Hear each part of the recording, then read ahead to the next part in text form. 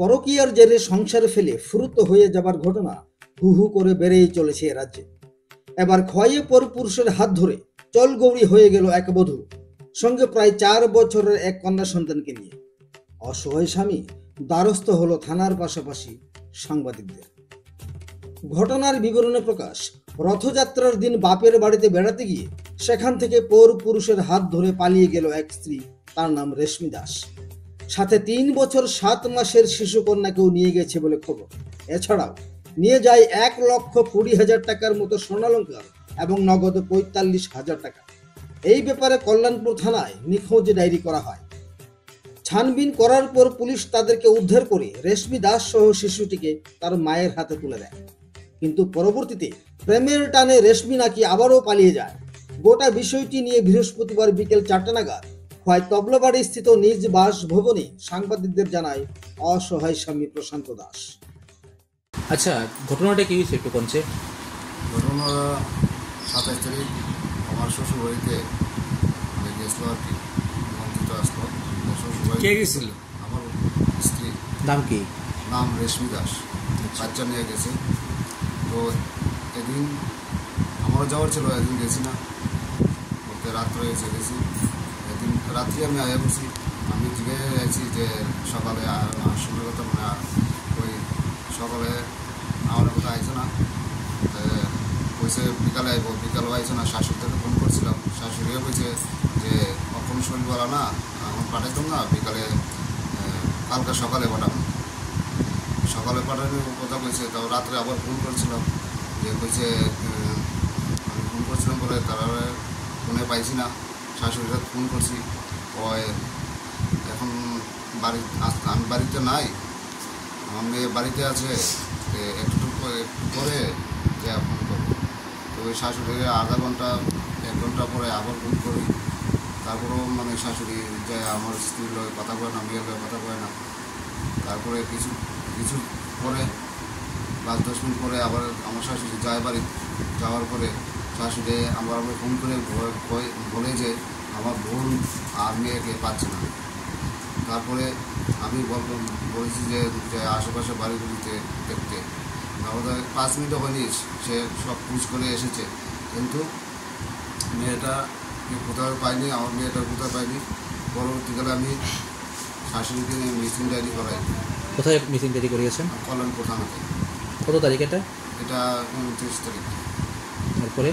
তারপরে missing diary করে এদিনই তার মার, যেহেতু তার মার আছে, তার মার আমি ফোন করবে, বলেছি যে তোমাকে ফোন করলে আমাকে একটু বলবে বা নাম্বারটা থানাতে দেবো। থানাতে দেওয়ার পরে নাম্বারটা ফোন করেছে, ওদের থানাতে দিয়েছে, কিন্তু সুইচ অফ পাইনি। তারপরে স্যার পরবর্তীকালে আমি যে কোনোভাবে আমি মানে কথা বলার চেষ্টা করেছি আমার স্ত্রীর সঙ্গে। আমি বলিনি, আমার ভাইয়ে বলেছে, খোঁজ নিয়েছে যে এখন তাদের কী চায়। মানে পুলিশ ওনাকে পেয়েছিল না? পুলিশ পেয়েছিল, তো মার হাতে তুলে দিয়েছে, মার হাতে তুলে দিয়েছে। আপনি বিয়ে করেছেন যে কতদিন হয়েছে? আমি বিয়ে করেছিলাম প্রায় 5 বছর হয়েছে। তো পরবর্তী তুলে দেওয়ার পরে আপনি যোগাযোগ করার চেষ্টা করেছিলেন না? যোগাযোগ করার চেষ্টা করেছি। কি বলেছিলেন আপনার ওয়াইফ?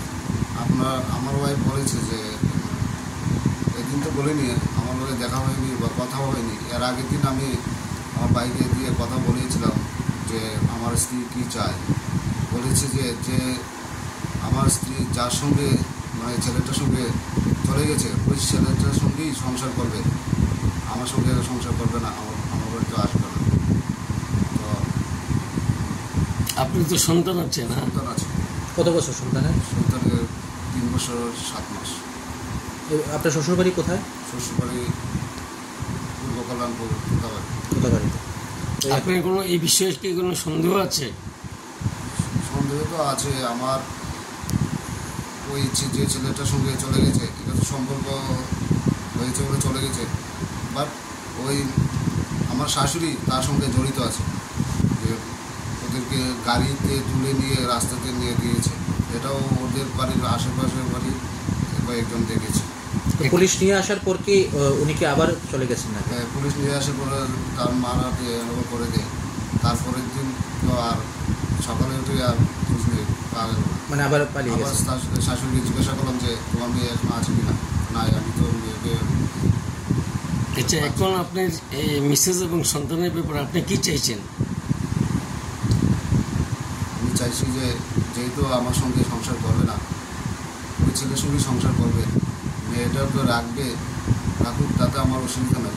মানে পরবর্তীকালের সঙ্গে যেন আমাকে কোনো বিপদে না ফেলে। আপনার নামটা? আমার নামটা প্রশান্ত দাস। আপনি কি করেন এমনি? আমি রিক্সা চালাই। এটা কোন জায়গা? এটা তবলাবাড়ি। তবে রাজ্য জুড়ে বধূ পলায়নের ঘটনা যেভাবে হু হু করে বেড়ে চলেছে তাতে আতঙ্কিত হয়ে পড়েছেন বহু স্বামী। আর এমনটাই মিলেছে খবর। খোয়াই থেকে প্রদীপ ঘোষের রিপোর্ট, ত্রিপুরা পাইওনিয়ার।